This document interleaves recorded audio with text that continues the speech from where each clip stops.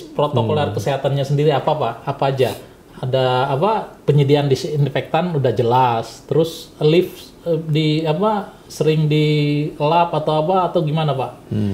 Intinya yang perbedaan yang paling mendasar gitu Pak di kehidupannya itu dalam pengelolaannya apa aja Pak? Kembali lagi, kita dari awal itu sudah mempersiapkan.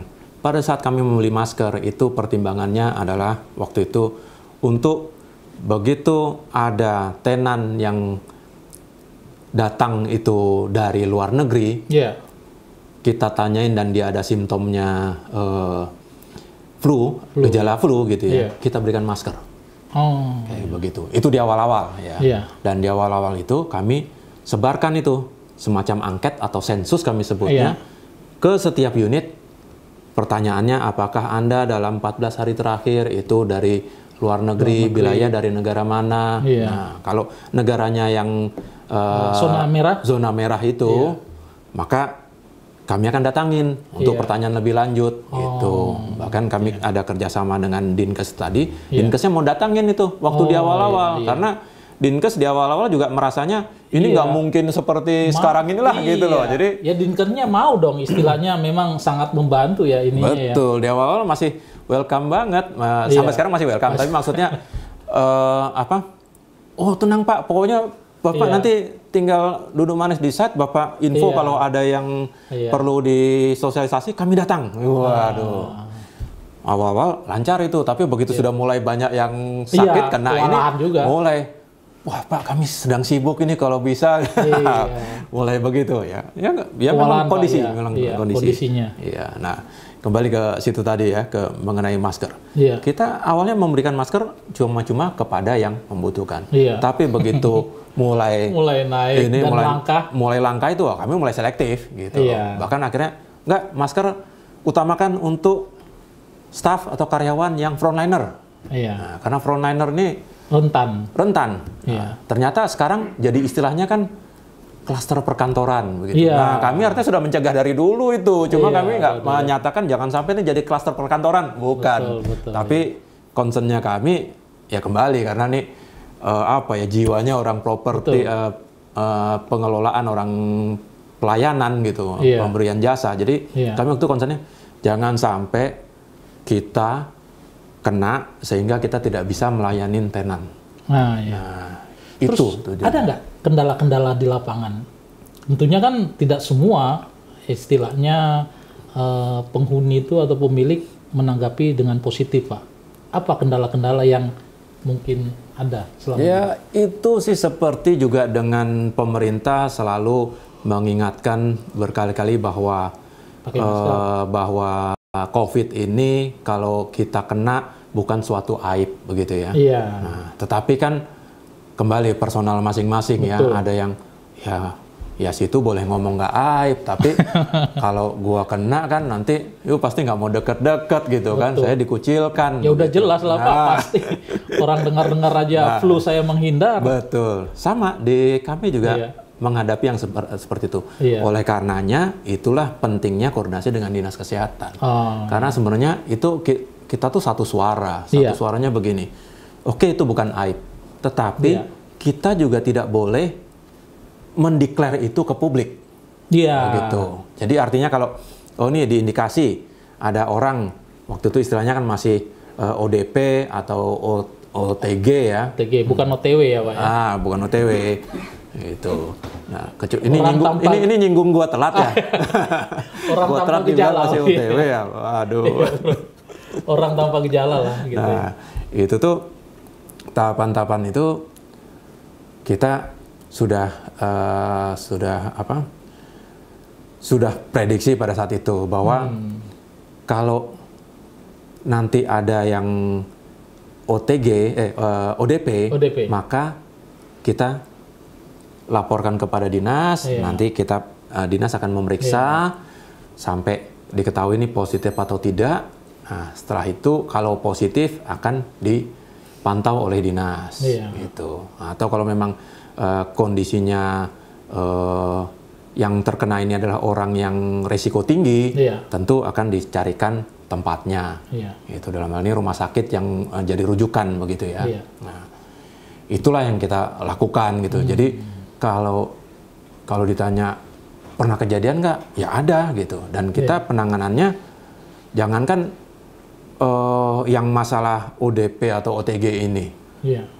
Sebelumnya namanya apartemen ini 1000 unit kan ada aja ya, maaf kata nih, tahu-tahu ada orang yang meninggal begitu. Nah, meninggalnya padahal normal, tapi karena kondisi COVID, jadinya protokol COVID yang berlaku. Nah, itu. Dan ada yang memancing di air keruh. Nah, gimana menjelaskan kan, tahu-tahu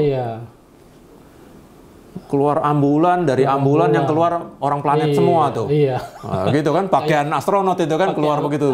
Gitu ya, Pak, yang ngelihat langsung, wih, sini ada COVID. Nah, terus di syutingnya, Pak ya. Apalagi sekarang semuanya pakai HP tuh langsung nyebar di WhatsApp, di medsos. Tapi secara umum gimana sih kalau melihat site-site ada penerapan protokoler yang ketat gitu? Apa mereka merasa terganggu atau memang mereka bisa memahami gitu, Pak? Nah, disitulah pentingnya sosialisasi. Jadi kami ini ada media untuk komunikasi dengan tenan, baik itu dari media mading yang konvensional, kemudian kita ada media TV untuk melakukan sosialisasi itu, juga melalui aplikasi yang dimiliki oleh para penghuni. Nah, kita sampaikan bahwa ada program bahwa tadi misalkan yang pertama tadi sensus, kemudian pencegahan kami adalah melakukan penyemprotan rutin di area-area publik dan benda-benda yang sering disentuh begitu. Nah, kemudian secara kita juga kalau ada warga yang mau join dengan program sosialisasi dari Dinas Kesehatan yang di awal-awal masih cukup intens itu, kita juga welcome gitu. Kita adakan di balai warga biasanya atau di multifunction room begitu ya. Nah, terlepas dari itu, maka karena kita sudah mengingatkan, warga jadi sudah aware juga, jadi nggak kaget waktu dibilang kok tahu-tahu ini koridor saya disemprot begitu. Terus kok sekarang setiap 2 jam ada yang ngelap-ngelap di dalam lift begitu. Nah, itu karena sudah disosialisasikan. Dan rata-rata mereka itu kesadarannya juga cukup tinggi ya di ini ya. Betul. Untuk bisa memahami gitu ya, Pak ya. Nah, jadi disitulah pentingnya sosialisasi, dan yang kita sosialisasikan sesuatu yang memang benar adanya ya, karena kita nggak mungkin mensosialisasikan ini berdasarkan medsos yang saya terima. Itu semua udah sebetulnya ngikutin. Ada sumbernya begitu. Mengikutin kebijakan pemerintah umumnya ya, Pak ya. Gitu ya. Gitu. Bahkan kita ada kok beberapa site itu yang jadi rujukan dari Dinas Kesehatan gitu ya, bahwa oh ini penerapan protokolnya sudah bagus ini, gitu. Jadi acuan. Ada yang dapatkan sertifikat bahwa ini sudah sesuai begitu. Beberapa minggu lalu WHO itu mengumumkan, Pak, bahwa pandemi ini kemungkinan satu dasawarsa mungkin akan terus nih lanjut, dia nggak akan hilang walaupun Bro ini nggak cocok jadi ini nih, jadi pengelola nih. Nggak konsisten statementnya. Tadi vaksinnya sudah ditemukan, ini akan cepat gitu. Terus sekarang ngomong pesimis bahwa ini akan panjang. Enggak. Itu statement dari WHO, Bro. Statement WHO. Sambil minum ya. Iya, silakan. Itu statement WHO, dan WHO itu mengatakan itu statement resmi. Itu kemungkinan satu dasawarsa. Saya bilang bahwa vaksin ini, walaupun vaksin ditemukan, virus itu tidak akan hilang. Iya kan? Pasti akan menyebar terus, tapi kemungkinan orang sembuh itu persentasenya tinggi karena udah divaksin gitu. Nah, tapi tidak ini. Nah, ini kemungkinan panjang ini, Bro. Nah, gimana pengelolaan ini kan napasnya juga panjang. Apa mungkin protokoler ini akan terus dilakukan atau ada masanya gitu, atau akan kendor atau gimana? Ya, istilahnya kan new normal ya. Ya, jadi ini normal tapi yang new. Gitu. Ya, kami memang mempersiapkan bahwa ini artinya kita tidak bisa prediksi nih sampai kapan. Dan kita secara realistisnya adalah ini sampai vaksinnya diimplementasikan begitu kan. Dan dari yang ahli-ahli sudah bilang bahwa vaksin itu nggak mungkin bulan depan jadi begitu kan. Ada tahapannya, uji klinis 1, 2, 3 dan seterusnya. Makanya kami juga kembali ke prinsipnya pengelolaan itu konsisten gitu. Bahwa dan berkesinambungan.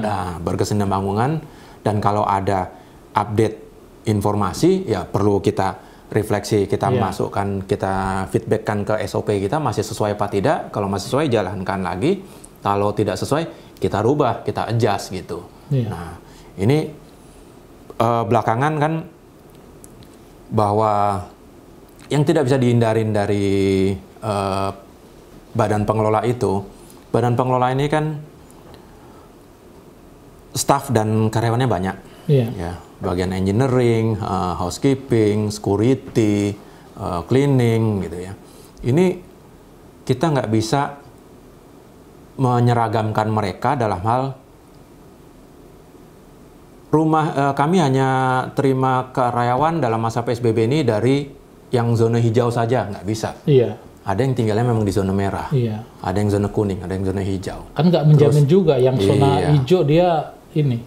Betul, kita nggak bisa juga bilang karena sekarang paling rentan itu adalah di transportasi publik, maka sebaiknya tidak menggunakan transportasi publik, pakai kendaraan pribadi. Wah, nggak bisa juga gitu. Betul. Ditambah lagi dari Pemda dalam hal ini untuk memperkecil kemungkinan terjadi klaster-klaster baru, itu WFH, work from home. Di kami rubah jadi BDR, bekerja dari rumah begitu ya. Ini kan di pengelolaan sesuatu yang kontradiktif nih. Nah, padahal butuh banyak ya. Di saat tingkat okupansinya tinggi, kita mengurangi karyawan gitu. Betul. Dalam kondisi normal saja itu sudah dibikin optimum. Nah, jadi optimum dalam hal ini ya pekerjanya, manpower lah katanya gitu. Kemudian dengan normal sudah optimum, okupansinya normal. Ini okupansinya naik, pekerjanya berkurang. Betul. Nah, jadi sudah bukan optimum itu. Apa di apa namanya di squeeze atau super maksimum, kurang lebih begitulah. Nah, itu kita perketat lagi gitu. Contohnya misalkan kita ada penerapan, tentunya kita ini kan kembali ya, ICM adalah konsultan. Jadi kita koordinasi dengan PPRS sebagai penentu kebijakan. Gitu. Kami kasih masukan. Ini alternatif A begini, alternatif B begini. Menurut kami yang cocok dengan site ini adalah A. Merekomendit ini. Tinggal dia yang milih. Ternyata kalau enggak kita pilih B, B kita tetap jalankan, bukan terus. Ya udah nggak setuju, gua mutung nggak bisa gitu loh. Nah, ini kan kerjasamanya antara pengelola kemudian dengan konsultan pengelola dan PPRS itu adalah seperti itu. Gitu ya. Nah, jadi kita jalankan. Contohnya, ada beberapa site yang melakukan sampai pekerjanya dari rumah silakan pakai pakaian bebas, kemudian masuk ke site tersebut, itu didesinfektan dulu, disemprot, dan baru pakai baju kerja di tempat tersebut. Nah, setidaknya itu sudah mengurangi resiko. Ya kan? Kemudian, kelanjutannya lagi adalah, kan sudah kerjasama nih dengan Dinas Kesehatan. Nah, site-site kami yang zona merah itu cukup menikmati itu hasil kerjasama itu. Tadi sosialisasinya, kemudian ditambah lagi kita ngadakan beberapa kali itu site-site mengadakan dengan Dinas Kesehatan dalam ini puskesmas setempat, itu melakukan rapid test massal atau swab massal di lokasi kita. Gitu. Ditujukannya awalnya memang untuk yang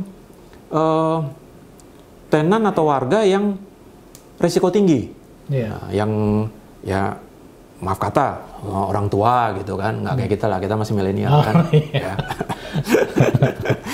gitu. Nah, orang risiko tinggi itu tadi yang berpenyakit bawaan. Nah, itu kita utamakan begitu. Bro, kalau kita lihat di masa COVID ini biaya pengelolaan itu ada kenaikan nggak kira-kira dibanding yang masa normal dahulu gitu loh? Ada penambahan biaya nggak? Apa cukup signifikan? Tentunya kan protokoler itu kan membutuhkan biaya tambahan gitu. Ya. Nah, kami itu selalu ada dana antisipasi. Sinking fund. Untuk bencana. Oh, bencana. Kalau biasanya sudah Bukan sinking fund. Bukan. Ini bencana yang sudah terprediksi. Waduh, kok jadinya nih? Bukan begitu. Nah, contoh nih. Tahun lalu masa pemilu. Iya. Setahun sebelumnya kami sudah budgetkan bahwa tahun depan ada pemilu, itu harus ada antisipasi pengamanan tambahan. Iya. Gitu. Kemudian kalau tadi yang ini waduh. Nggak apa-apa, itu noising. Nah, kemudian kalau tadi ada selain itu bencana misalkan, kita kan DKI ini sudah kayaknya image-nya banjir tahunan kan, tiap tahun ada banjir begitu. Itu yang sudah diprediksi. Kami sudah antisipasi sebelumnya gitu loh. Nah, itu sudah ada, ini ada dana untuk antisipasi banjir. Gitu. Nah, ternyata kok ya beruntungnya tidak banjir kan? Iya. Nah, dana banjir itu kita switch ke COVID ini gitu. Oh, begitu toh. Nah, jadi nggak ada tambahan, bukan berarti terus warga, yuk sekarang ada IPL-nya dinaikkan kan atau ada urunan tambahan. Dalam pikiran saya kan beli masker, beli disinfektan yang dulunya kan nggak beli, itu kan dalam jumlah banyak. Jadi dan lain-lain lah gitu. Ya kan sudah itu tadi. Poinnya adalah satu, terencana. Nah, benar dari awal bahwa yang kita lakukan itu benar. Terus konsisten. Itulah gunanya konsultan, bro. Itu makanya konsultan ICM ya. Oke, terakhir nih. Kira-kira apa harapannya terhadap pemilik dan penghuni di masa ini? ICM apa sarannya? Kira-kira apa harapan-harapan gitu? Ya. Jadi di masa pandemi ini atau kita sekarang menghadapi new normal, ini keterlibatan semua pihak. Kalau dalam pengelolaan kami bilangnya adalah stakeholder di pengelolaan, yang terdiri dari pengurus, kemudian badan pengelola sendiri dan tenan juga beserta vendor rekanan. Tapi dalam hal pandemi COVID ini, ya saya dan Anda, kita semua.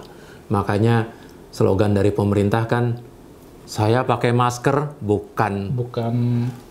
bukan hanya saya mau melindungi diri saya, tapi saya juga melindungi Anda. Nah, kalau prinsipnya bisa seperti itu, kita punya kesadaran bahwa kita saling jaga, maka untuk penggunaan masker, kemudian physical distancing, mestinya kita nggak ada masalah. Saling menjaga, saling melindungi. Begitu juga dalam pengelolaan di apartemen, bahwa dalam masa pandemi COVID ini, maka dimaklumkan itu kalau namanya kita kalau terjadi antrian itu dilakukan physical distancing, kemudian bahwa tombol-tombol mungkin sifatnya kenyamanan bisa dibilang agak terganggu, tetapi ini untuk keamanan dalam hal kesehatan, begitu ya. Misalnya bahwa sebelumnya paket-paket itu bisa diantar sampai ke atas. Enggak sih, kita nggak pernah begitu, tapi paket ataupun ojolnya bisa sampai katakanlah ke lobi. Ini sekarang diatur, ada tempatnya khusus begitu. Ojol-ojol kita atur supaya tidak numpuk di satu tempat gitu. Kita kasih shelter yang agak jauh dari lokasi kita. Seperti itu. Jadi mungkin para pemilik dan penghuni harus memaklumin lah bahwa ada pengurangan kenyamanan gitu. Mungkin kalau obrolan kita masih banyak nih dan panjang, dan kita sudahin aja dulu. Nah, kira-kira nanti kapan lain waktu kita bicara tema-tema yang lebih spesifik dengan Bro Chris ini. Saya kira masih banyak yang bisa kita gali. Rekan-rekan sekalian, ikutin channel YouTube Persi yang selanjutnya. Terima kasih. Mudah-mudahan apa yang kita bicarakan, perbincangkan dengan Bro Chris ini ada manfaatnya. Terima kasih banyak. Sekian. Assalamualaikum warahmatullahi wabarakatuh.